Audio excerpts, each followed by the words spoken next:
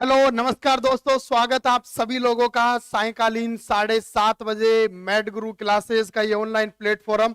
जी हाँ हेमराज जी, बिल्कुल good evening है। और जी हाँ, अब जो है वो अब क्लास स्टार्ट है। बिल्कुल 5 मिनट 7 मिनट जो है वो डिले थी क्लास, लेकिन अब स्टार्ट है। बिल्कुल मोनिका जी गुड इवनिंग है, सुमन गुड इवनिंग है। चलिए स्टार्ट करते हैं अपन आज का अपना ये बेहतरीन सेशन। आप सभी साथियों के साथ होंगे कुछ बेहतरीन क्वेश्चन और जवाब होंगे आप सभी लोगों के जो है वो कमेंट्स के अंदर। जी हाँ, चेतन खन्ना जी बिल्कुल स्टार्ट है डियर क्लास। शेयर करिएगा फटाफट से अपने सभी साथियों को और बिल्कुल बुलाइएगा, जगह दीजिएगा उनको कि भैया सायंकालीन मैड गुरु 7:30 बजे वाला सेशन जो है वो स्टार्ट है। और एक जो है वो बेहतरीन क्लास आप सभी साथियों के लिए, आपकी डिमांड क्लास, माइलस्टोन आप लोगों की डिमांड थी, कुछ कंजेनाइटल डिसऑर्डर्स आपकी डिमांड थी, तो बिल्कुल उस डिमांड के ऊपर जो है वो क्वेश्चन आपके चलेगा। क्लास से पहले जो है वो आप साथियों के लिए बहुत इंपॉर्टेंट जानकारी की। जी हाँ, मैड गुरु क्लासेस जो है वो अपना 9 फेब से न्यू बैच स्टार्ट करने जा रहा है और नोर सेट स्पेशल बैच बेहतरीन कंटेंट बेहतरीन तैयारी के साथ में जो है वो हाजिर होगा ये प्लेटफॉर्म आप सभी साथियों के लिए। तो फिर चलते हैं, बात करते हैं आज के इस सेशन की और एक बेहतरीन थॉट आप लोगों के लिए, दो बेहतरीन लाइन के द्वारा कि मत पूछ कि मेरी मंजिल कहां है, अभी तो सफर का इरादा किया है, ना हारेंगे हौसले उम्र भर, किसी और से नहीं ये खुद से वादा किया है। और अगर आपने भी ये वादा कर लिया है खुद से कि हम हारने वाले नहीं हैं, रुकने वाले नहीं हैं और लगातार मेहनत करने वाले हैं, तो फिर चलिएगा है पहला क्वेश्चन आप लोगों के लिए स्क्रीन के ऊपर। कमेंट्स बॉक्स में होंगे आप सभी साथियों के जवाब और यस और नो, सही और गलत की होगी हमारा ये सफर। चलिएगा पहला क्वेश्चन आपका, a 2 year old weight 7 LBS at birth, जन्म के समय जो है वो 7 LBS 7 पाउंड का जो है वो वेट था। 2 साल ओल्ड जो है वो ओल्ड बच्चा देखने को मिल रहा है अब आपको। How much with the child weight now, अब 2 साल के बच्चे के अंदर जो है वो आपका वेट जो है वो कितना हो गया है। जब आप जन्म के समय वजन था 7 LBS 7 पाउंड, 2 साल के बच्चे में वो वजन कितना देखने को मिलेगा। ऑप्शन ए 14 LBS मिलेगा, ऑप्शन बी 28 LBS मिलेगा, ऑप्शन सी 21 LBS मिलेगा और ऑप्शन डी 36 LBS मिलेगा। चलेगा, दीजिएगा जवाब। पहला क्वेश्चन, खूबसूरत क्वेश्चन आप लोगों की स्क्रीन के ऊपर और देना आप सभी साथियों को जवाब कि कितना LBS जो है वो देखने को मिलेगा। जी बिल्कुल, रंजना पटेल जी, सत्यवजी, अल्फिया अख्तर, निशु राठौड़, संजय तंवर, अंजलि वर्मा, खसीब खान। चलिए भैया सभी साथियों का स्वागत है। पहला क्वेश्चन आप लोगों की स्क्रीन के ऊपर, एक बच्चे का वजन जन्म के समय 7 LBS था, 2 साल के ऊपर उस बच्चे का वजन जो है वो कितना देखने को मिलेगा। भरत सिंह सिसोदिया जी बिल्कुल गुड इवनिंग है डियर। चलिए जवाब आ रहा है यहाँ पर, सौरभ जी बी जवाब है, जयंत सेन बी जवाब है, ऑक्सीटोसिन जवाब बी है, राज कुशवाहा जवाब सी जो है वो सी दे रहे हैं भैया। चलिए फिर क्या सही जवाब है और इस सही जवाब के लिए जो है वो अपन को चलना पड़ेगा एक एक ऑप्शन के ऊपर। तो फिर लीजिएगा, एक बच्चे का वजन जन्म के समय 7 LBS था, 2 साल का बच्चा हो गया है। बहुत सिंपल सी बात याद रखनी है, वजन जो है वो वजन 6 मंथ के अंदर डबल हो जाता है, 6 महीने के अंदर वजन डबल हो जाता है, 2 गुना हो जाता है।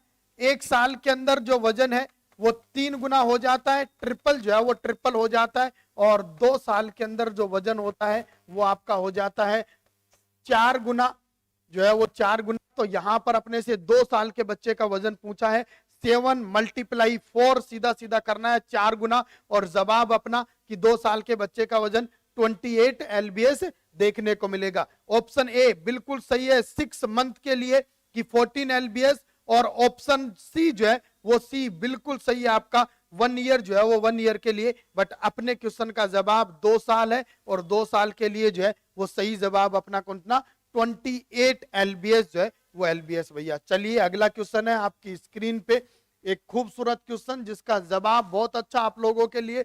और यहां पर जो है वो खसीब खान जी बिल्कुल शुक्रिया डियर, जवाब बी आपका। क्वेश्चन नंबर 2 आपकी स्क्रीन के ऊपर है, you are height of 24 month old, एक 24 महीने जो है वो 24 महीने का बच्चा है, आप उस बच्चे की हाइट असेस कर रहे हो। The child is 34 inch sir, height देखने को मिल रही है 34 जो है वो 34 इंच आपको। Based on his measurement what is the estimated adult height for this child sir. चलिए यहां आपको ये अनुमान लगाना है 2 साल के बच्चे की हाइट जहां 34 इंच आपको देखने को मिल रही है। अब उस बच्चे की हाइट जो है उसको देखकर आपको अनुमान लगाना है कि estimated height for the adult, कि जब ये एडल्ट होगा तो इस एडल्ट की हाइट कितनी देखने को मिलेगी। ऑप्शन ए आपके सामने है 6 फीट 2 इंच जो है वो 2 इंच देखने को मिलेगा आपको। ऑप्शन बी जो है वो बी है आपके सामने कि 5 फीट 8 इंच देखने को मिलेगा। ऑप्शन सी है 5 फीट 2 इंच देखने को मिलेगा। और ऑप्शन डी है कि 6 फीट देखने को मिलेगा। बहुत खूबसूरत क्वेश्चन, अल्टीमेट क्वेश्चन आपके लिए। और ये वो क्वेश्चन है कि आप लोग अगर जवाब देते हैं तो फिर तैयारी बेहतरीन आपकी और दौड़ सिलेक्शन की है। चलिएगा सेकंड नंबर क्वेश्चन आज के अपने इस सेशन का आपकी स्क्रीन के ऊपर है। 2 साल के बच्चे की हाइट जो है वो 34 इंच आपको देखने को मिल रही है। तो यहां पर एडल्ट के अंदर इस बच्चे की हाइट कितनी देखने को मिलेगी, या जब ये एडल्ट होगा तब हाइट कितना देखने को मिलेगा।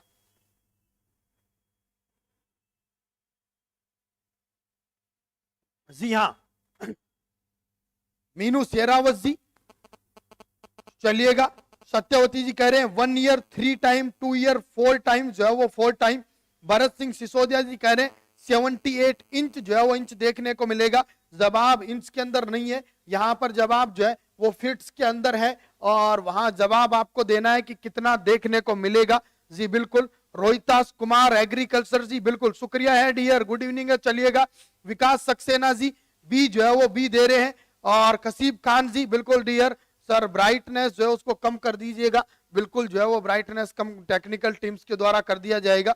चलिएगा शिव कुमारी मुदगल जी जवाब दे रहे हैं बी जो है वो बी आपका। रोहित कुमार जी जवाब दे रहे हैं बी जो है वो बी इस क्वेश्चन का आपका।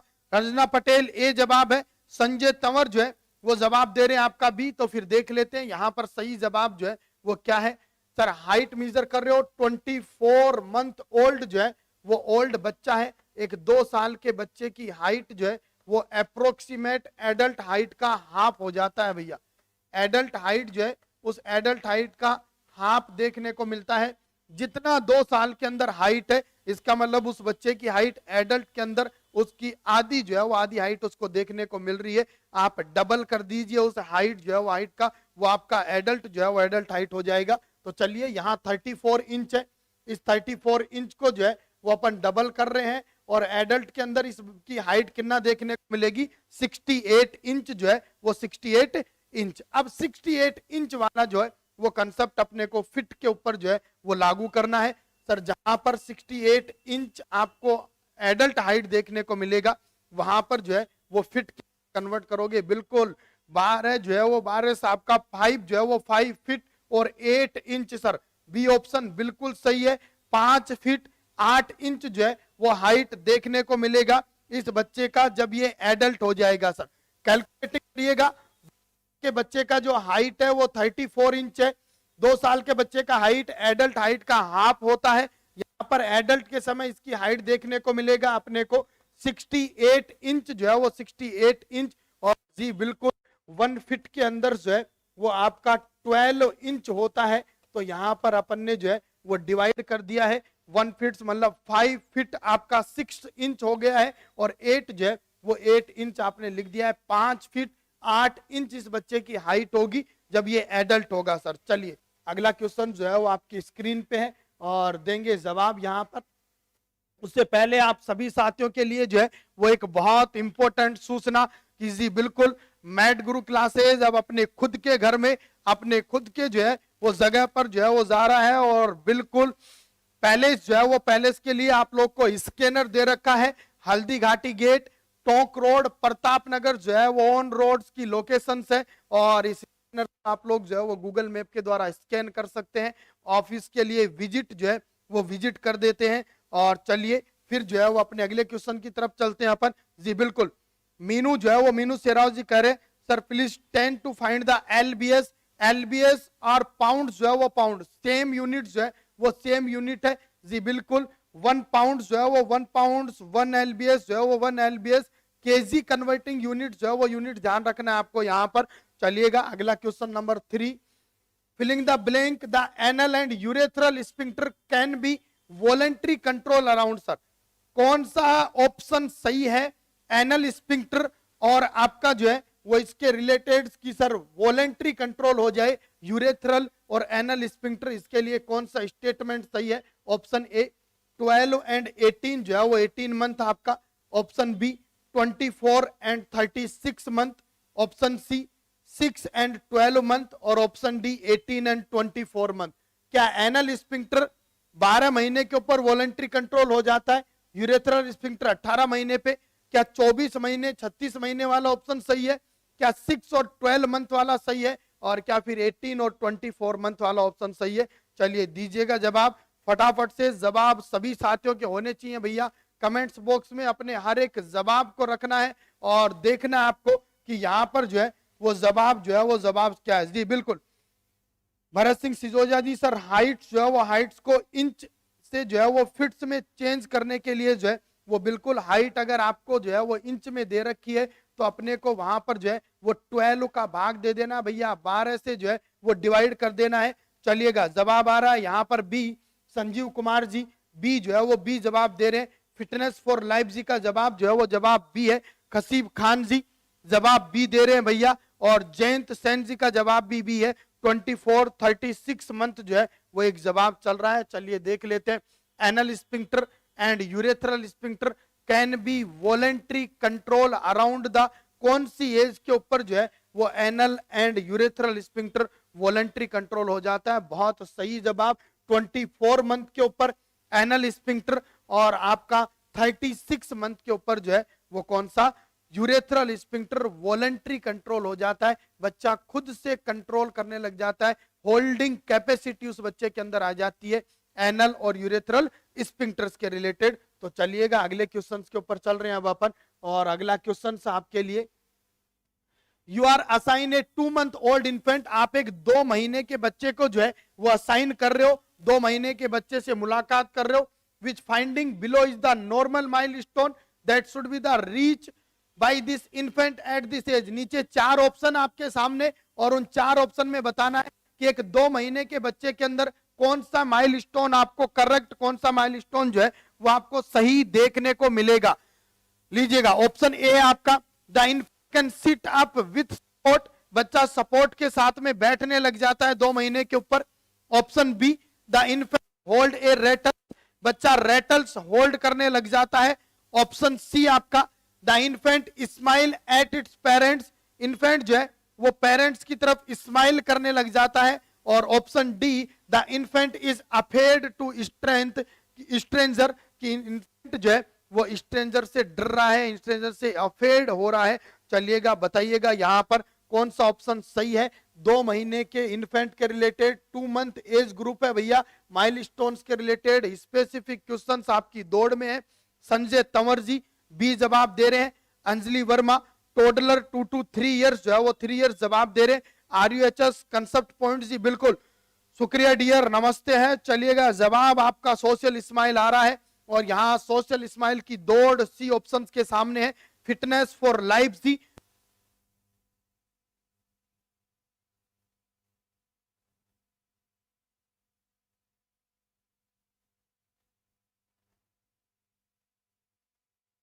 रेखा जो है वो सी जवाब, सी जो है वो सी जवाब है। और चलिएगा यहां पर जो है वो एक जवाब बी और एक सी आ रहा है, तो अपन कर लेते हैं फिर सभी ऑप्शंस का आपके साथ में यहां पर पोस्टमार्टम। ऑप्शन ए है the infant can sit up the support, support के साथ में बैठने लग जाता है बच्चा। भैया ये माइलस्टोन जो है वो आता है 6 मंथ के ऊपर सर, सपोर्ट के साथ पिल्लो वगैरह लगा दिया आपने साइड में तो पिल्लो वगैरह सपोर्ट के साथ बैठने लग जाता है 6 महीने के ऊपर। Option be the infant hold a rattles, बच्चा रेटल्स होल्ड करने लग जाता है, रेटल्स खेलने के जो है वो टॉयज। और अगर जो है वो मैं रेटल्स को ये जो है वो ये कह दूं आपके लिए कि जी बिल्कुल रेटल्स जो है वो रेटल्स आपका खिलौना जो है वो खिलौने को होल्ड जो है वो होल्ड करने लग जाता है। तो ये जो है वो आपका सही जो है वो सही आपका कि रेटल्स को होल्ड करना। और यहाँ जो है वो नेक्स्ट जो है नेक्स्ट जवाब नेक्स्ट ऑप्शन है infant smile at its parents, parents को स्माइल करने लग जाता है। और ऑप्शन डी है अफेड ऑफ स्ट्रेंजर्स जो है वो स्ट्रेंजर। तो फिर देखते हैं यहाँ पर सही जवाब आपका 2 महीने के लिए है इन्फेंट स्माइल एट्स पेरेंट्स। ये 6 मंथ के ऊपर, ये 6 मंथ के ऊपर और ये 6 मंथ पे। बाकी तीनों माइलस्टोन जो है वो 6 मंथ वाले हैं। और 6 मंथ वाले माइलस्टोन जो है वो माइलस्टोन है आपके जी बिल्कुल। Rohit Kumar agriculture G, sir question की पीडीएफ जो है वो ग्रुप्स या फिर टेलीग्राम पर डाल दिया करो। बिल्कुल आज से आपके क्वेश्चंस की पीडीएफ विद आंसर जो है वो आपके ग्रुप्स के अंदर आपको अवेलेबल होगा। और यहां पर जो है वो जवाब सही है आपका कि पेरेंट्स की तरफ स्माइल जो है वो स्माइल करने लग जाता है।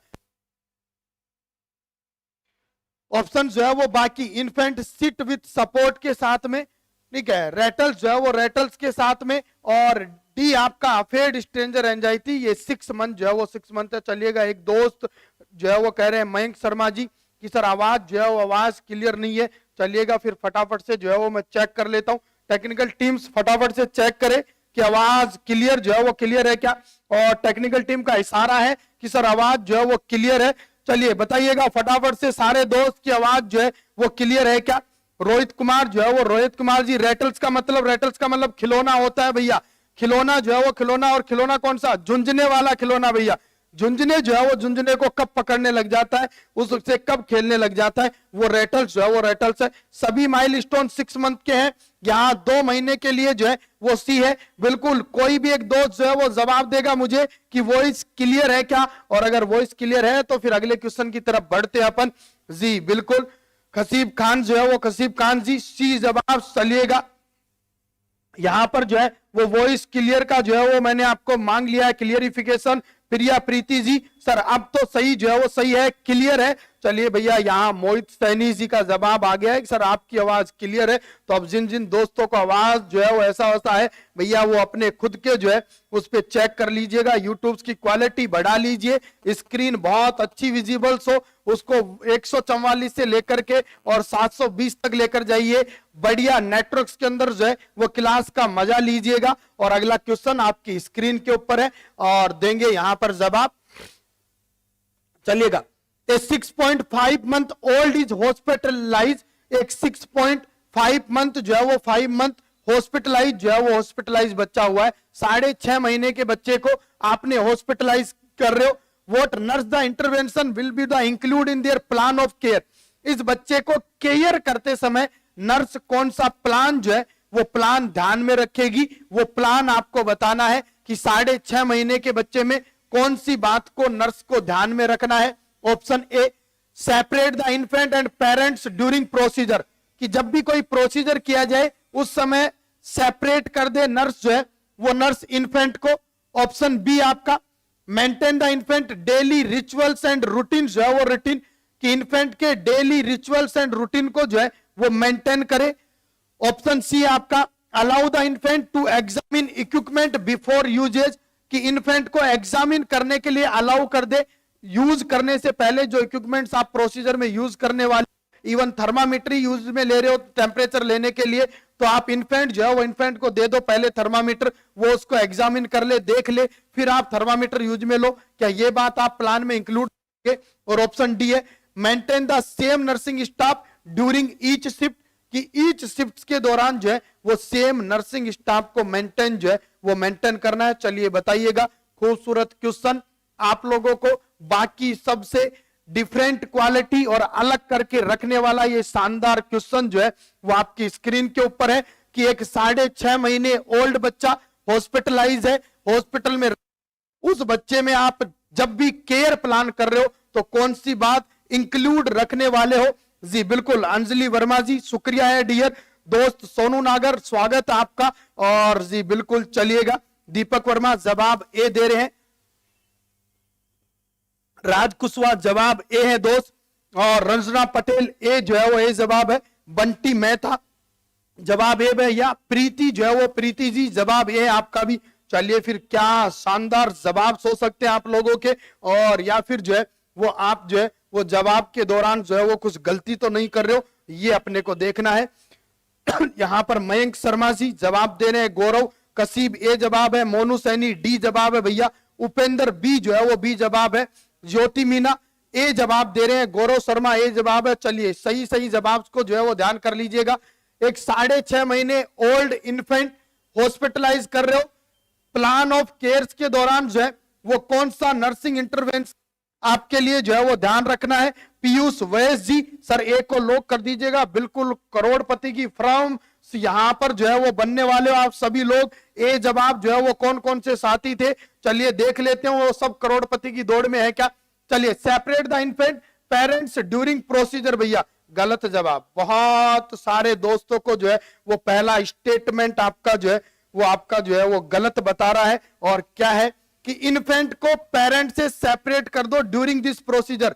6.5 महीने का बच्चा है भैया, 6 महीने में सेपरेशन एंजाइटी लीड हो जाती है, 6 महीने के दौरान स्ट्रेंजर एंजाइटी लीड हो जाता है।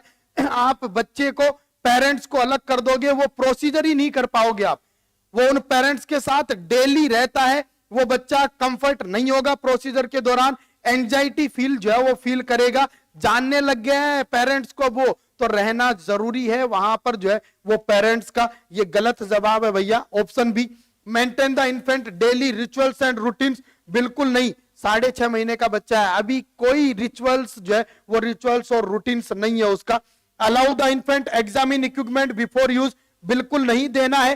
पहले बच्चा चेक करे फिर आप थर्मामीटर यूज में ले रहे हो, बिल्कुल भी नहीं करना है इस तरीके से। कोई भी इक्विपमेंट्स बच्चे को नहीं देना है, वो खिलौना नहीं है भैया, वो प्रोसीजर इंस्ट्रूमेंट है। और हो सकता है वो बहुत बड़ा जो है वो इंस्ट्रूमेंट आपके लिए इकोनॉमिकली भी हो, या आपका जो है वो बहुत टॉक्सिक कंटेंट्स हो, उसके अंदर बहुत सारे केमिकल्स यूजेज हो, इसलिए नहीं देना है बच्चे को। ये बिल्कुल सही है आपका कि maintain the same nursing staff during each shift. Sir उस बच्चे के ऊपर जो है वो 6.5 महीने के बच्चे को अगर आप केयर दे रहे हो तो फिर केयर दे रहे हो तो आपको ध्यान रखना है कि एटलीस्ट जो है वो मॉर्निंग में जो नर्सिंग स्टाफ नर्सिंग ऑफिसर्स उसको केयर दे रहा था वो मॉर्निंग शिफ्ट में दे, इवनिंग में जो दे रहा था वो इवनिंग शिफ्ट में दे, और नाइट में जो दे रहा था वो नाइट शिफ्ट में दे। बेटर कम्युनिकेशंस करोगे, ऐसा नहीं आज मॉर्निंग में अलग स्टाफ था, कल मॉर्निंग में अलग है, परसों मॉर्निंग में कोई अलग स्टाफ है, आज नाइट में कोई अलग है, कल नाइट में कोई अलग है, परसों नाइट में। कम्युनिकेट नहीं कर पाओगे 6.5 महीने के बच्चे में, बहुत इफेक्टिव प्रोसीजर्स नहीं कर पाओगे। बिल्कुल सही जो है वो सही आंसर आपका डी ऑप्शन कि same nursing staff during each shift जो है वो मेंटेन किया जाना चाहिए। और इसीलिए हॉस्पिटल्स के बाकी सब वार्ड से different wards different work style होता है पीडियाट्रिक वार्ड्स का, कि सर वहां पर जो है वो 6.5 महीने या उस एज ग्रुप के बच्चों के साथ कम्युनिकेट करना। वो बच्चा आपको पहचानने लग रहा है 3 दिन के अंदर, अब जब भी आप उसके पास आ रहे हो, जब भी कोई काम जो है वो आप कर रहे हो, तब वो बच्चा जो है वो किसी भी प्रकार से एंजाइटी फील नहीं कर रहा है। अगर हर शिफ्ट में जो है वो आप हर डे अलग अलग स्टाफ काम कर रहा है तो फिर बच्चा एंजाइटी फील करेगा। और एनजीएस है, प्रोसीजर सक्सेसफुल रेशियो नहीं है।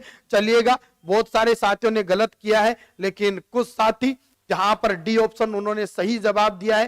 क्वेश्चन नेक्स्ट आपकी स्क्रीन के ऊपर है, which of the following disorder lead to cyanosis from deoxygenated blood entering the systematic arterial circulation. भैया साइनोटिक डीऑक्सीजनेटेड जो है वो disorder entering the systematic arterial circulation, कौन सा ऐसा डिसऑर्डर है जिसके दौरान जो है वो ब्लड सिस्टमेटिक सर्कुलेशन के अंदर चला जाता है, डीऑक्सीजनेटेड ब्लड चला जाता है, मतलब साइनोसिस देखने को मिलता है। उस डिसऑर्डर का नाम आपको बताना है। ऑप्शन ए एरोटिक स्टेनोसिस है, ऑप्शन बी कोअरक्शन ऑफ एरोटा जो है वो एरोटा है, ऑप्शन सी आपका पेटेंट डक्टस आर्टेरियोसिस है, और ऑप्शन डी आपका टेट्रालॉजी ऑफ फैलोट जो है वो फैलोट है। सर कौन सा जो है वो कौन सा डिसऑर्डर जिसके अंदर deoxygenated blood systematic arterial circulation के अंदर चला जाता है और आपको साइनोसिस देखने को मिलता है? दीजिएगा जवाब यहां पर। दीपक वर्मा और अवधेश वर्मा जी, बिल्कुल शुक्रिया डियर। क्वेश्चन जो है वो क्वेश्चन नंबर 5 पे डी जवाब था आपका, और डी जवाब था तो फिर जवाब जो है वो बेहतरीन था, जवाब सही जो है वो सही था आपका। चलिएगा, क्वेश्चन आपकी स्क्रीन के ऊपर है और देना है आप सभी साथियों को जवाब यहां पर। जी बहुत खूबसूरत क्वेश्चंस आप लोगों की स्क्रीन पे कि कौन सा साइनोटिक ऐसा डिसऑर्डर जहां पर डीऑक्सीजनेटेड ब्लड सिस्टमेटिक में चला जाता है। पूजा यादव डी जवाब दे रहे हैं। कुसुम जी बिल्कुल गुड इवनिंग है डियर, चलेगा। गोपाल सोनी जी सी जवाब दे रहे हैं भैया। संजय तंवर जी डी जो है वो डी जवाब दे रहे हैं। उपेंद्र शर्मा डी जवाब है। पवन गुप्ता बिल्कुल गुड इवनिंग है डियर, चलिएगा। लेट एंट्री कर रहे हो भैया। क्वेश्चन नंबर 6 स्क्रीन के ऊपर लग चुका है और यहां पर जो है वो RUHS पॉइंट जी टेट्रालॉजी ऑफ फैलोट कह रहे हैं। चलिए मैं सारे क्वेश्चंस का पूरा जो है वो पोस्टमार्टम आपके सामने कर देता हूं कि आपका जो है वो कौन सा डिफाइन कर रहा है आपको। लीजिएगा, कंजेनाइटल हार्ट डिसऑर्डर्स दो टाइप के होते हैं आपके यहां पर, एक एसाइनोटिक और एक साइनोटिक जो है वो साइनोटिक। बहुत सिंपल जो है वो सिंपल सा कंसेप्ट है। एसाइनोटिक है इसका मतलब साइनोसिस देखने को नहीं मिलेगा। साइनोटिक डिसऑर्डर साइनोसिस देखने को मिलेगा। और सिंपल बात, साइनोसिस तभी होता है जब बॉडी सेल्स को जो है वो आपका डीऑक्सीजनेटेड ब्लड जो है वो सप्लाई हो रहा होता है भैया। तो यहां पर टेट्रालॉजी ऑफ फैलोट में सिस्टमेटिक में डीऑक्सीजनेटेड ब्लड जाता है, साइनोटिक डिसऑर्डर है। ट्रांसपोजिशनिंग ऑफ ग्रेट आर्टरी दोनों डिसऑर्डर साइनोटिक डिसऑर्डर से आपके। एसाइनोटिक के अंदर लेफ्ट से राइट साइड संट होने वाले जो है वो डिसऑर्डर है। Ventricular septum defect, patent ductus arteriosus और एट्रियल सेप्टम डिफेक्ट।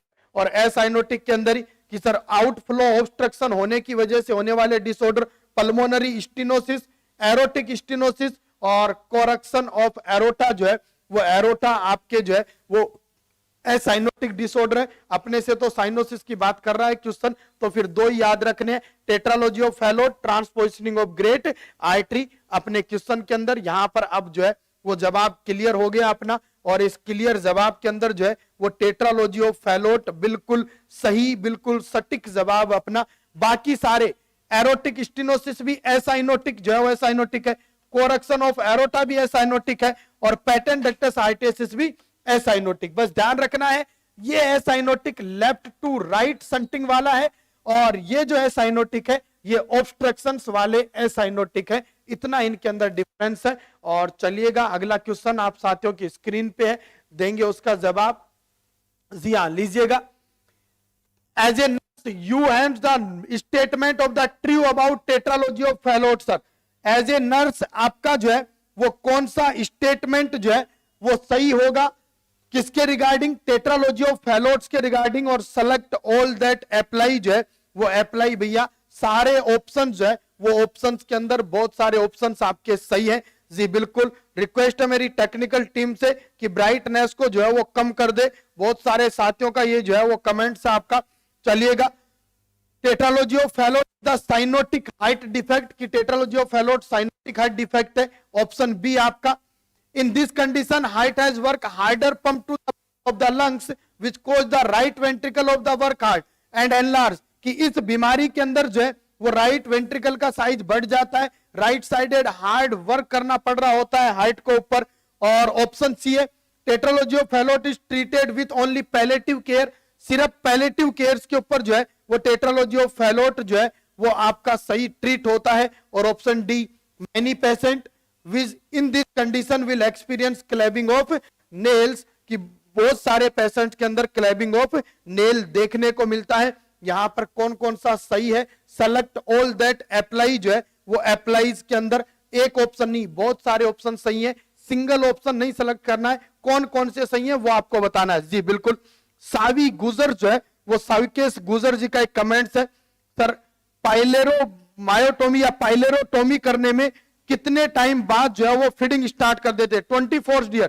पाइलेरोमायोटोमी जो है वो पाइलेरोमायोटोमी का मतलब यही है कि आप जो है वो पाइलोरस पार्ट की मसल्स को कट कर रहे होते हो। ये हाइपरट्रोफिक पाइलोरिक स्टेनोसिस डिसऑर्डर्स के दौरान किया जाता है। 24 के बाद में जो है वो clear liquid, clear fluid, then feeding start कर दोगे। गैग रिफ्लेक्स असेस करोगे, बाउल मूवमेंट असेस करोगे, ये सारी बात ध्यान करके स्टार्ट करोगे। चलिएगा, ज्योति मीना जी जवाब आ रहा है ए सही है, बी सही है और डी सही है। उपेंद्र शर्मा कह रहे हैं ए और सी जो है वो सी सही है भैया। रंजना पटेल जी कह रहे हैं ए, बी और डी जो है वो डी सही है। नरेश कह रहे हैं कि सर सी जो है वो सी को क्लोज करिएगा, सी ऑप्शन सही है मेरी तरफ से। सुमन बुरकर जी ए बी और डी के साथ में चल रहे हैं। चलिएगा, अनीता यादव जी का जवाब है ए बी और डी जो है वो डी। देख लेते हैं क्या सही जवाब आपका। Tetralogy of Fallot is cyanotic height defect, बिल्कुल सही है। पहला स्टेटमेंट जो है वो स्टेटमेंट कोरा स्टेटमेंट सही जो है वो सही स्टेटमेंट आप साथियों का कि सर टेट्रालॉजी ऑफ फैलोट जो है वो फैलोट एक प्रकार का साइनोटिक हाइट डिफेक्ट, ये बात अभी की अपन ने। पहला ऑप्शन बिल्कुल सही, ऑप्शन ए राइट ऑप्शन है। In this condition height has the work harder pump of the blood of lung, बिल्कुल सही है। लंग्स की तरफ हार्डर पंप होता है which the right ventricle of the work harder and enlarge, right ventricular hypertrophy. Tetralogy of Fallot चार में से एक डिसऑर्डर है, तो बी ऑप्शन सही ऑप्शन है आपका sir. Tetralogy of Fallot is treated only palliative surgery, ये तो गलत बात है। Tetralogy of Fallot only palliative surgery के द्वारा, जी नहीं। Tetralogy of Fallot is the complete repair जो है वो रिपेयर हो जाता है, कंप्लीटली ट्रीट हो जाता है। सिर्फ पैलेटिव सर्जरी जो है वो ट्रीट नहीं है, बिल्कुल गलत ऑप्शन है सी आपका। Many patient with this condition will experience क्लैबिंग of nails, ये सही है। बहुत सारे पेशेंट्स के अंदर जो है वो क्लैबिंग ऑफ नेल्स देखने को मिलता है। नेल जो है वो नेल्स के अंदर नेल प्लेट या नेल वॉल और नेल प्लेट का एंगल्स बढ़ जाता है, क्लैबिंग ऑफ नेल देखने को मिलता है। सही जो है वो सही जवाब है ए बी और डी जो है वो डी। तो टेट्रालॉजी ऑफ फैलोट के तीन सिम्टम याद होने चाहिए कि टेट्रालॉजी ऑफ फैलोट एक प्रकार का साइनोटिक कंजेनाइटल हार्ट डिसऑर्डर है। टेट्रालॉजी ऑफ फैलोट में राइट वेंट्रिकल का साइज बढ़ जाता है, एनलार्ज हो जाता है, हाइडर पंप करना पड़ता है। टेट्रालॉजी ऑफ फैलोट के अंदर क्लैबिंग ऑफ नेल देखने को मिलता है। दिनेश पारिक जी सही है आपका कि बूट शेप हाइट देखने को मिलता है राइट वेंट्रिकुलर हाइपरट्रोफी हो जाने की वजह से। प्रमोद कुमार जी सही जवाब है ए बी और डी सही स्टेटमेंट जो है वो स्टेटमेंट है। चलिएगा, अगला क्वेश्चन जो है वो आपकी स्क्रीन के ऊपर है और देंगे जवाब। उससे पहले जो है वो एक बेहतरीन सी सूचना आप सभी साथियों के साथ में, आपके जितने भी जो है वो दोस्त, आपके सभी साथी जो कि सर कोचिंग जो है वो कोचिंग के लिए आपसे पूछ रहे हैं, और एक ही रास्ता कि आपको अगर जो है वो ओनली फॉर ओनली सिलेक्शन जो है वो सिलेक्शन दौड़ है, तो फिर बिल्कुल मैड गुरु कोचिंग क्लासेस नॉर्सेट बैच 9 फरवरी को नई बिल्डिंग्स के अंदर स्टार्ट कर रहा है। और नई बिल्डिंग का एड्रेस आप लोगों के सामने है कि हल्दी घाटी गेट, प्रताप नगर, टोंक रोड, जयपुर। और जी बिल्कुल doctor Dinesh Sharma fundamental and psychiatric subject के लिए आपके जाने माने परिचित चेहरे, 15 साल का एक्सपीरियंस आप सभी साथियों के बीच में। डॉक्टर आलोक रावत कम्युनिटी हेल्थ नर्सिंग जो है वो नर्सिंग के लिए इवेंट्स जो लाइन लिख दी वो क्वेश्चन है। और जी बिल्कुल एक्सीलेंस सीएसओ बुक के राइटर्स जो है वो राइटर्स आपके, और बिल्कुल mister Mahendra Kumar Saini sir OVG MSN जो है वो एमएसएन आप सभी साथियों के साथ में टीच करेंगे। बाकी पूरी टीम आप साथियों से बेखूबी रूबरूब है। और चलिएगा, अगला क्वेश्चन स्क्रीन पे है बट 9 तारीख को नहीं भूलिएगा अपने साथी सभी को लाने के लिए। चलिए, क्वेश्चन नंबर 8 है, look at the picture and identify. एक इमेज आपको यहां पर जो है वो स्क्रीन पे दिखाई देगा, उस इमेज को आइडेंटिफाई करना है कि वो इमेज किसका है। और वो इमेज ये है आपके सामने। ऑप्शन ए है आपका ये इन्फेंट रेडिएंट वार्मर है, ऑप्शन बी है ये सीपीआर मशीन जो है वो सीपीआर मशीन है, ऑप्शन सी ये सक्शन मशीन है, और ऑप्शन डी ये इन्फेंट इंक्यूबेटर है। सर जो इमेज आपको दिखाया गया है वो इमेज कौन सा है ये आपको बताना है। चलिएगा, रोहित कुमार जी बिल्कुल जो है वो डियर, धीरज राजपूत जी शुक्रिया है डियर आपका। चलिए बताइएगा यहां पर जो है वो ये इमेज किसका है। आपको 4 ऑप्शन जो है वो ऑप्शंस दिखाए गए हैं जी। बिल्कुल हरियाणा एनएचएम जो है वो हरियाणा एनएचएम का जीके करवा दीजिए, बिल्कुल शॉर्ट पीडीएफ हरियाणा एचएम जो है वो कांटेक्ट कर सकते हैं। ऑफिशियल साइट्स कांटेक्ट नंबर आप लोगों को नीचे जो है वो स्क्रीन पे डिस्प्ले है।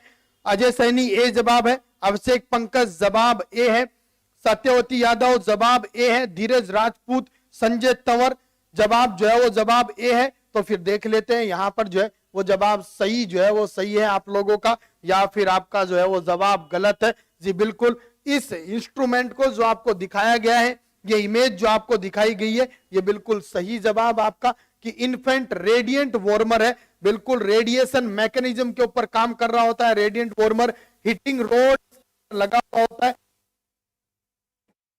होता है रेडिएशन मैकेनिज्म के द्वारा बच्चे को हीट करता है। 2 मूड के ऊपर ये रेडिएंट वार्मर आपका, even servo mood and manual जो है वो मैनुअल मूड के ऊपर काम करने वाली ये डिवाइस जो है वो डिवाइस आपकी ऑटोमेटेड मूड होता है। सर्वो मूड सेंसर प्रोब को मॉनिटर करना पड़ता है सर्वो मूड के दौरान।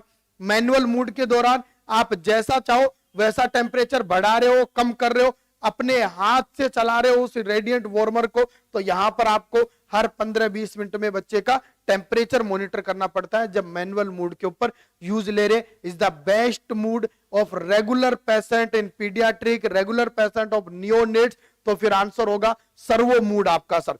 रैपिड वार्मिंग्स के लिए पूछ ले, बहुत जल्दी गर्म करना है अगर आपको, तो फिर आपका जो है वो जवाब होगा कौन सा, मैनुअल जो है वो मैनुअल। देसराज बैरवाजी, मैं पीडियाट्रिक डिपार्टमेंट में ही जो है वो जॉब करता हूं सर। बिल्कुल शुक्रिया डियर, तो फिर आपसे बेहतरीन शायद नहीं जान रहे होंगे, यहां पर आप बहुत अच्छा समझ पा रहे हो इस इमेज को भी और इन दोनों मूड जो है वो मूड को भी। चलिएगा ऑप्शन सही है, इन्फेंट रेडिएंट वार्मर, बिल्कुल 3 option, CPR machine, suction machine और इन्फेंट इंक्यूबेटर जो है वो इंक्यूबेटर, ये आपके जो है वो तीनों इमेज देखिएगा। चलिएगा नंबर 1 सक्शन मशीन यहां पर अपने को दिया गया है। पोर्टेबल सक्शन मशीन जो है वो पोर्टेबल सक्शन मशीन है, आप बेड टू बेड जो है वो ट्रांसफर करते हो। ऑप्शन जो है वो आपका चलिएगा अगला जो दिया गया है ये आपका सीपीआर जो है वो सीपीआर मशीन आपको दिया गया है यहां पर, और जो 3 नंबर के ऊपर दिया गया आपको ये है आपका कौन सा, इंक्यूबेटर जो है वो इंक्यूबेटर। बिल्कुल हाइपोथर्मिया या टेम्परेचर बढ़ाने के लिए हमेशा incubator radiant warmer device use में ली जाती है, तो ये इंक्यूबेटर है। इमेज रेडिएंट वार्मर का अपना क्वेश्चन में दिखाया गया था। सीपीआर मशीन जो है वो मशीन है बी ऑप्शंस के अंदर आपका यहां पर इस डिस्प्ले पे, और सबसे पहले वाला जो इमेज है वो है पोर्टेबल सक्शन मशीन। चलिएगा अगला क्वेश्चन आपकी स्क्रीन के ऊपर और देंगे जवाब उसका। फिर से एक इमेज जो है वो इमेज आपके सामने है और इमेज का जो है वो आपको पहचानना है ये इमेज वो किसका है। Look at the picture and identify. Option A ये ग्लूकोमीटर है, ऑप्शन बी आपका ये थर्मोमीटर है, ऑप्शन सी नियोनेटल जॉन्डिस जो है वो जॉन्डिस मीटर है, और option D fetal heart rate monitor जो है वो मॉनिटर सही है सर। क्या है ये आपका, ये आपको इस इमेज के दौरान जो है वो पहचानना है। भानु प्रताप रोय जी बिल्कुल इन्फेंट रेडिएंट जो है वो रेडिएंट वार्मर्स आपने देखा है। क्वेश्चन का जवाब देंगे कि यहां पर ये जो इमेज आपको दिखाया गया है ये इमेज किसका है, कौन सा जो है वो कौन सा इमेज आपको यहां पर है। चलिए ऑप्शन ए ग्लूकोमीटर जो है वो ग्लूकोमीटर आपका, ऑप्शन बी है thermometer, option C neonatal jaundice meter और option D fetal heart rate. Oxytocin जवाब ए है। अनीता यादव जवाब ए है कि सर ये जवाब जो है वो ग्लूकोमीटर, और ये इमेज जो हमारे को दिखाया जा रहा है ये ग्लूकोमीटर जी बिल्कुल। अगर अपने से ये भी पूछ ले कि इसका पर्पज जो है वो पर्पज क्या है, बिल्कुल ग्लूकोज लेवल चेक करना जो है वो पर्पज है। ग्लूकोज लेवल को चेक करने के लिए जो है वो यूज में लिया जा रहा है ग्लूकोमीटर आपका। अगले सारे इमेज जो है वो अपन क्लियर कर लेते हैं। थर्मामीटर्स, नियोनेटल जॉन्डिस मीटर्स और आपका फीटल हार्ट रेट मॉनिटर जो है वो मॉनिटर भैया लीजिएगा। ये डिजिटल जो है वो डिजिटल थर्मामीटर का इमेज जो है वो आपको 1 नंबर इमेज पे है। 2 नंबर ये स्पेसिफिक एक इमेज अपने लिए सीरम बिलीरुबिनोमीटर, या अपन कह सकते हैं कि सबक्यूटेनियस बिलीरुबिनोमीटर है।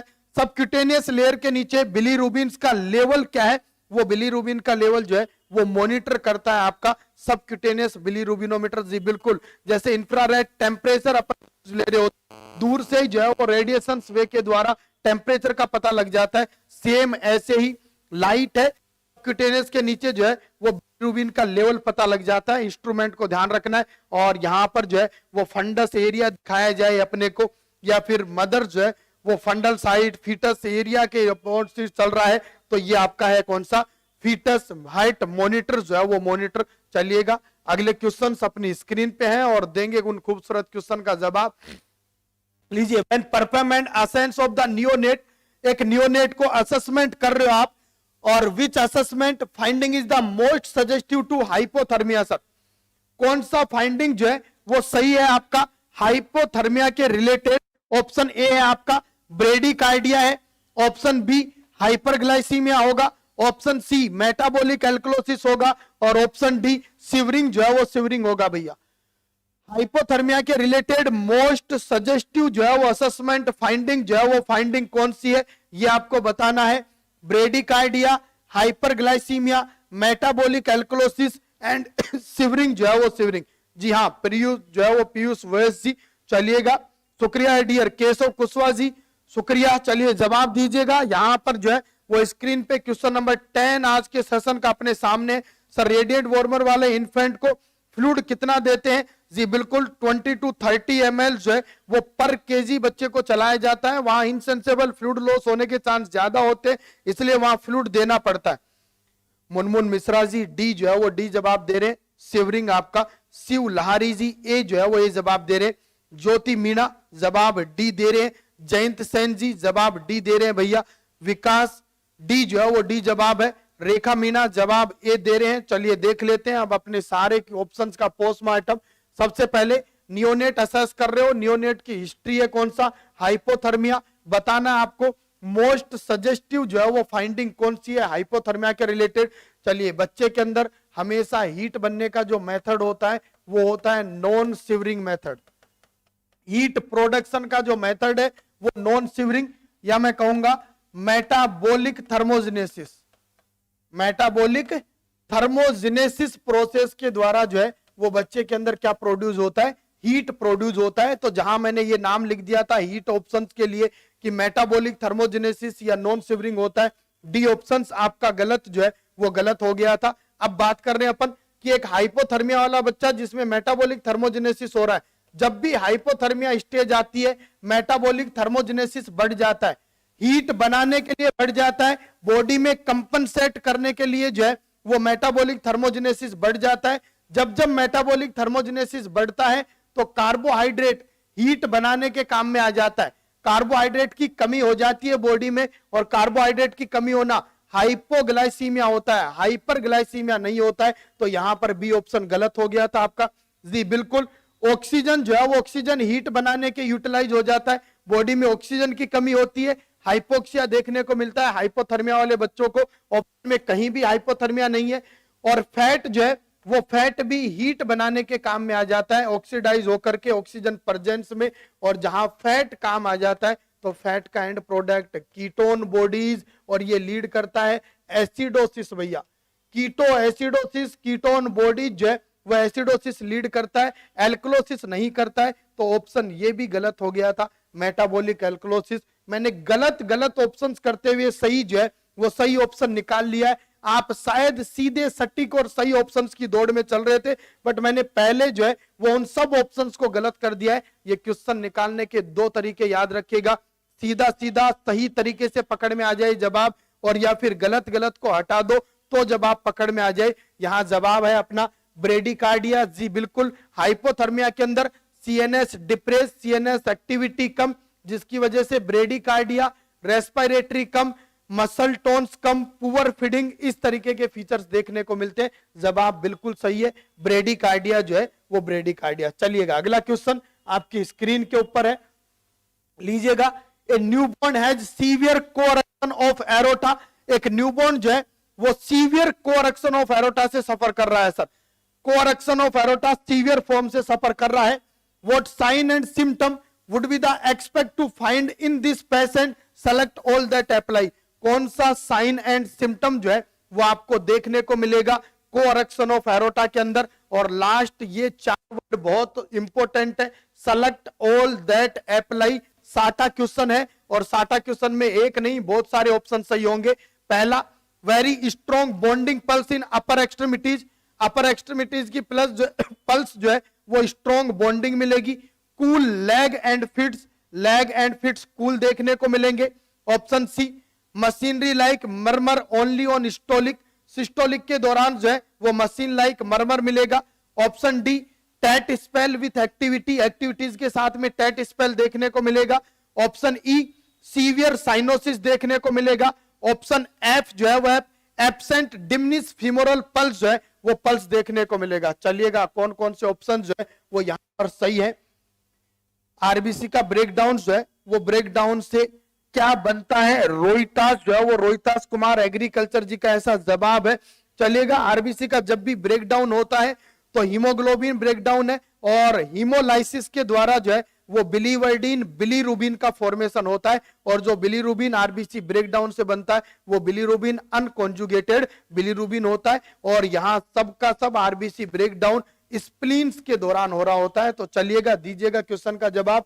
कोरेक्शन ऑफ एरोटा का पेशेंट है, कौन कौन सी फाइंडिंग्स जो है वो देखने को मिलेंगी? बिल्कुल फिर से साटा क्वेश्चन है और साटा क्वेश्चन में जवाब बहुत सारे सही है जी। बिल्कुल रोहितास जी, आपका जवाब जो है वो दे दिया है मैंने। आरबीसी ब्रेकडाउन से अनकॉन्जुगेटेड बिलीरुबिन्स बनता है।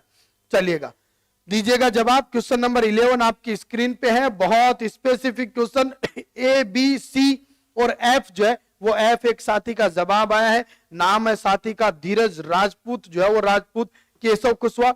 बी सी डी और एफ मतलब ए उनके हिसाब से गलत है, बाकी सारे सही है। मयंक शर्मा साथ दे रहे हैं भाई का। अनवा पटेल जी ए बी सी और एफ जो है वो एफ को सही बता रहे हैं। गौरव शर्मा ए ई डी और एफ को सही बता रहे हैं। चलिए भैया, अब इस पूरे के पूरे जो है वो साटा क्वेश्चंस को देख लेते हैं अपन। सबसे पहले कंडीशन का नाम अपने को दिया है कोरेक्शन ऑफ एरोटा, जो है वो एरोटा क्या होता है? कोरेक्शन ऑफ एरोटा, इसको समझते हैं अपन। पल्मोनरी जो है वो पल्मोनरी आर्टरी आपका निकल रहा होता है और पल्मोनरी आर्टरीज के दौरान जो है वो आपका ब्लड गया लंग्स, जो है वो लंग्स के अंदर भैया। एरोटा लेफ्ट वेंट्रिकल से निकलता है। एरोटा के किसी पर्टिकुलर पार्ट का स्टीनोसिस हो जाना, ये लीजिए ये वाला पार्ट बिल्कुल स्टीनोसिस है और मेनली जो है वो जहां पर लोअर एरोटा पार्ट होता है वो स्टीनोसिस होता है। तो नीचे की ब्लड सप्लाई कम हो जाती है, नीचे का मतलब लोअर बॉडी एरिया की ब्लड सप्लाई कम हो जाती है और अपर बॉडी एरिया की ब्लड सप्लाई बढ़ जाती है। सिंपल कंसेप्ट, जब भी कोरेक्शन ऑफ एरोटा होगा upper body parts blood supply increase हो जाता है, lower body parts blood supply decrease हो जाता है। अब अपन एक ऑप्शंस को चेक कर लेते। Very strong bounding pulse in upper extremities, बिल्कुल फीमोरल पल्स बॉन्डिंग जो है वो बॉन्डिंग देखने को मिलता है, ए ऑप्शन बिल्कुल सही है अपना। कूल लेग एंड फिट्स बिल्कुल देखने को मिलेगा, कूल लेग एंड फिट्स भैया, लोअर पार्ट की सप्लाई कम होने की वजह से वो पार्ट कूल जो है वो कूल हो जाता है। Option C machine like murmur only systolic, बिल्कुल abnormal heart sound, machine like murmurs, जहां से ब्लड जो है वो नैरो पार्ट ऑफ एरोटा से निकल रहा होगा, वहां एक एबनॉर्मल साउंड क्रिएट्स है। सी ऑप्शन जो है वो सही है। टैट स्पेल विथ एक्टिविटी गलत ऑप्शन है, ये टेट्रालॉजी ऑफ फैलोट में देखने को मिलता है। होता क्या है that spell of activity? Activity के दौरान, फीडिंग के दौरान बच्चे का जो है वो साइनोसिस हो जाना टैट स्पेल ऑफ एक्टिविटीज होता है, ये गलत है। सीवियर साइनोसिस ये भी गलत है आपका, ये साइनोटिक डिसऑर्डर्स में मिलता है। एब्सेंट और डिमनिश फीमोरल पल्स, ये बिल्कुल सही है कि फीमोरल पल्स का एब्सेंट और डिमनिश जो है वो डिमनिश होना। लीजिएगा ए बी सी और एफ जो है वो एफ आपका जो है वो सही जवाब था। जिन जिन साथियों ने ये जवाब दिया है वो बेहतरीन तैयारी और अपनी एक शानदार परफॉर्मेंस की दौड़ में है। अगला क्वेश्चन आपकी स्क्रीन के ऊपर है, दीजिएगा जवाब। A child receive a gastrostomy tube feeding every 4 hour, हर 4 घंटे के दौरान एक बच्चे को गैस्ट्रोस्टोमी ट्यूब फीडिंग दिया जा रहा है। गैस्ट्रिक जो है वो गैस्ट्रिक स्टोमा के द्वारा जो है वो फीड जो है वो फीड दिया जा रहा है। What is the priority nursing intervention for child? Child का प्रायोरिटी नर्सिंग इंटरवेंशन जो है वो इंटरवेंशन क्या होने वाला है चाइल्ड के प्रति आपका? Option A open the tube 1 hour before feeding, feed देने से पहले जो है वो आप ओपन कर दो ट्यूब को। Option be keep the child lying flat during feeding, feeding के दौरान बच्चे को फ्लैट पोजीशन में रखिए। ऑप्शन सी आपका flush the tube with normal saline after feeding, sir tube को फ्लश करोगे फीडिंग जो है वो फीडिंग देने के बाद में। और option D position the child on right side after feeding, feeding देने के बाद में बच्चे को राइट साइड जो है वो राइट साइड पोजीशन दे दोगे। कौन सा स्टेटमेंट सही है? गैस्ट्रोस्टोमी फीड हर 4 घंटे में करवा रहे हो बच्चे को, जी बिल्कुल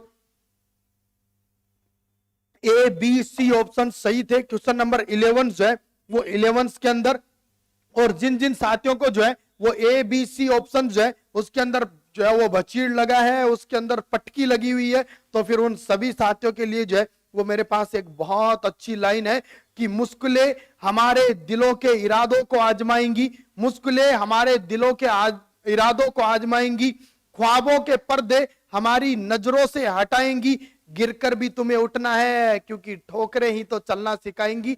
आप सभी साथी जो है वो गलती करें, डरे नहीं गलती से, सीखे उस गलती से कि ये वापस नहीं करेंगे। चलिएगा, केशव कुशवाहा जी डी जो है वो डी जवाब दे रहे, नरेश चौधरी जी ए जवाब दे रहे हैं आपका, धीरज डी जवाब दे रहे, सुमन बुरकर जी जवाब ए जो है वो सी दे रहे हैं। और देख लेते हैं ए सी डी की ये लड़ाई। जब भी आप फीडिंग करवा रहे हो गैस्ट्रोस्टोमी, 4 घंटे के ऊपर फीडिंग दे रहे हो, आपका प्रायोरिटी नर्सिंग एक्शन जो है वो एक्शन क्या होने वाला है। यहां पर open the tube 1 hour before feeding जो है वो फीडिंग की फीडिंग से पहले जो है वो 1 घंटे पहले ट्यूब को ओपन करे। जी बिल्कुल नहीं, गैस्ट्रोस्टोमी फीडिंग देने के 1 घंटे बाद तक ट्यूब को बंद रखोगे और बाकी जो है वो बाकी आपका ऑल टाइम जो है वो फीडिंग ट्यूब्स क्या होना चाहिए, ओपन जो है वो ओपन ही होना चाहिए, सिर्फ 1 घंटे पहले ही नहीं। Keep the child lying the flat during feeding, भैया फ्लैट पोजीशन में फीडिंग देनी नहीं है, सीधा जो है वो लेटे हुए फ्लैट पोजीशन में सुपाइंस में लेटे हुए अपन ही खाना नहीं खा सकते हो, तो चाइल्ड जो है वो चाइल्ड है उसको नहीं देनी है इस तरीके से फ्लैट पोजीशन में feed. Flush the tube with normal saline after feeding, feeding देने के बाद में जो है वो ट्यूब जो है वो ट्यूब को फ्लश जो है वो फ्लश करोगे। जी बिल्कुल, ये ऑप्शन जो है वो सही ऑप्शन की तरफ दौड़ रहा है, बट ये वर्ड डिसाइड करेगा कि सही ऑप्शन कौन सा है। प्रायोरिटी जो है वो priority, position the child on the right side after feeding जो है वो फीडिंग की फीडिंग करवाने के बाद में जो है वो चाइल्ड को राइट साइड जो है वो राइट साइड पोजीशन दोगे। चलिएगा भैया, सी और डी दोनों सही है। सेट करिए प्रायोरिटी कि आप फीडिंग गैस्ट्रोस्टोमी फीड दे रहे हो, ट्यूब को फ्लश करना ज्यादा इंपॉर्टेंट है या फीडिंग के बाद में जो है वो आप राइट साइड में लिटाना ये इंपॉर्टेंट है। दोनों का कैलकुलेशंस बता देता हूं। ट्यूब जो है वो फ्लश करने का मतलब कि आपका जो ट्यूब है वो क्लीन रहेगा, ब्लॉक जो है वो ब्लॉक नहीं होगा और आप जो है वो बार बार जो है वो क्या नहीं कर पाओगे, ट्यूब जो है वो ट्यूब्स के दौरान जो है वो रिपीट नहीं कर पाओगे। ये आपका और कह रहा है राइट साइड जो है वो राइट साइड आफ्टर फीड के दौरान लिटा दोगे। सर ट्यूब को ऊपर की तरफ रखना है, हमेशा जो है वो हमेशा ट्यूब जो है वो ऊपर होना चाहिए और आपका बिल्कुल सही सटीक ऑप्शन है गैस्ट्रोस्टोमी फीड जो है वो फीड दे रहे हो तो फिर डी जो है वो डी ऑप्शन। चलिए उन दोस्तों को मैं क्लियर कर देता हूं जिनके माइंड में ये आ रहा था कि सर हमारा सी ऑप्शन सही हो सकता है, नॉर्मल सलाइन आफ्टर फीडिंग, मैं हायर प्रायोरिटी के ऊपर रख देता अगर आपका जो है वो यहां पर गैस्ट्रोस्टोमी ट्यूब ना होकर के नेजो ट्यूब जो है वो ट्यूब होता। अगर एनजी ट्यूब जो है वो एनजी ट्यूब होता तो फिर मैं रहता कि नॉर्मल सलाइन से क्या करिए, फ्लश करिए। यहां तो ट्यूब ही गैस्ट्रोस्टोमी जो है वो गैस्ट्रोस्टोमी है, बहुत वाइड जो है वो वाइड ट्यूब होता है, ब्लॉकेज बहुत कम चांसेज होते हैं, पोजीशंस बहुत इंपॉर्टेंट है, डाइजेस्टिव कंटेंट्स जो है वो आपका आसानी से मिक्स हो पाए, डाइजेशन एब्जॉर्प्शन प्रॉपरली हो पाए। डी ऑप्शन प्रायोरिटी के ऊपर सही सटीक ऑप्शन है। चलिए अगला क्वेश्चन आपकी स्क्रीन के ऊपर है और जवाब, position of the mother during provide KMC for hypothermia in the newborn, कौन सी पोजीशंस दोगे मदर जो है वो मदर को जहां हाइपोथर्मिया के बच्चे में जो है वो केएमसी जो है वो केएमसी दे रहे हैं। सर उसमें आफ्टर जो है वो आफ्टर से पहले करते हैं, बिल्कुल फीड देने से पहले ट्यूब को फ्लश है वो फ्लश करना जरूरी होता है धीरज जी, और बाद जो है वो बाद में भी फ्लश करते हैं ट्यूब को। बात दोनों सही है फ्लश के रिलेटेड, लेकिन ट्यूब गैस्ट्रोस्टोमी है दोस्त, एनजी ट्यूब नहीं है, नेजोगैस्ट्रिक ट्यूब जो है वो ट्यूब नहीं है बच्चे में। चलिएगा केएमसी जो है वो केएमसी के दौरान मदर की पोजीशन कौन सी होनी चाहिए, सुपाइन होनी चाहिए, लेटरल होनी चाहिए, सेमी रिक्लाइंग होनी चाहिए या सिटिंग होनी चाहिए, कौन सी पोजीशन में मदर कंगारू मदर केयर जो है वो केयर देगी। चलिए अवधेश वर्मा जी शुक्रिया है डियर, और राजेश शरण जी बिल्कुल। चलिएगा धीरज राजपूत शुक्रिया डियर कि आप ये बेहतरीन एक्सप्लेनेशन समझ पाते हो और मेरी आवाज आपके कानों तक जा पाती है, आप लोग बहुत अच्छा सुन पाते हो, बहुत अच्छा पढ़ पाते हो। और धीरज राजपूत जी आप जो पिछला क्वेश्चन गलत किया उसकी दौड़ में इसको भी गलत करते जा रहे हो मुझे लग रहा है, और ये बेड़ चाल वाली दौड़ हो गई है भैया। फ्रॉग जो नाम ले रहे हैं ना उनको एक तो मैं ये बता दूं कि मदर की पोजीशन पूछ रहा है आपसे, अब आप हंस सकते हो अपनी इस बेहतरीन गलती के ऊपर सब कि माँ की जो है वो माँ की पोजीशन पूछ रहा है आपसे और आप पोजीशन बता रहे हो बच्चे की, माँ को मेंढक बनाओगे क्या। चलिएगा सुपाइन, लेटरल, सेमी रिक्लाइंग और सिटिंग जो है वो सिटिंग। जवाब जो है वो जवाब यहां पर देना आपको भैया, चलेगा। किरण रानी सी जवाब दे रहे हैं, नरेश चौधरी बी जो है वो बी जवाब दे रहे, अडानी राम अखोरा जी जवाब सी जो है वो सी दे रहे।